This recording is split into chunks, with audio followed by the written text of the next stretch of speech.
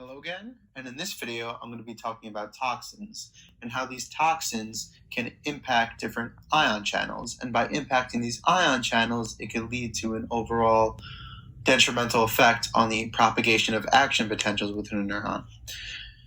Now in this video I'm going to talk about three specific toxins. The first one I'm going to talk about is TTX, and then I will lead to TEA, and then finally a discussion on DTX.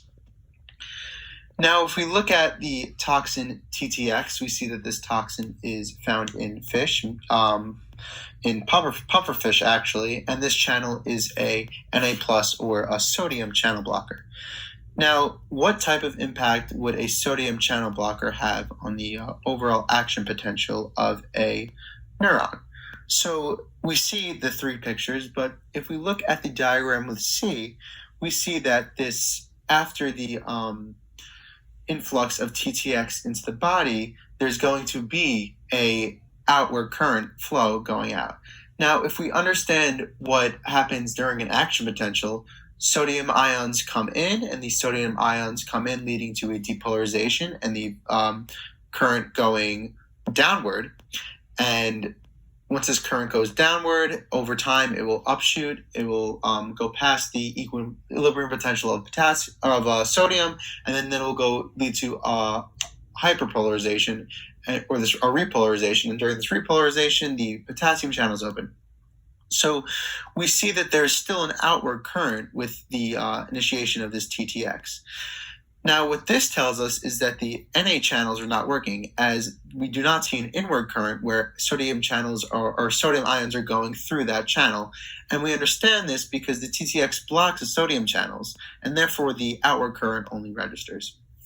Now, if we look at the TEA, which is a potassium channel blocker, firstly, we see that TEA is a quaternary molecule, and this molecule is found in heavy metals. And we see actually an interesting thing is we see this with tea coming exported or imported from China. So with TEA, we see that this again is a potassium channel blocker, and this blocks the potassium being effluxed out of the cell.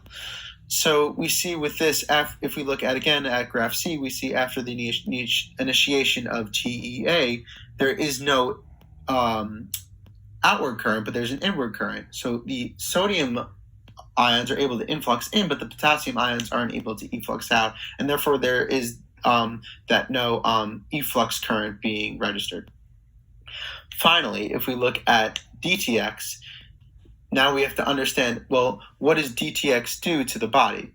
So if we see that DTX is a similar scenario where DTX with a similar scenario to TTX, to TEA, where DTX involves the blockage of potassium channels because there is a no outward current being registered. There's no efflux of potassium ions going outside of the cell.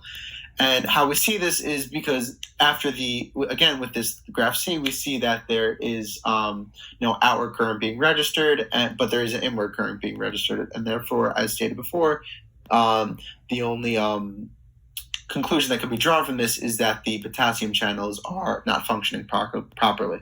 Thank you.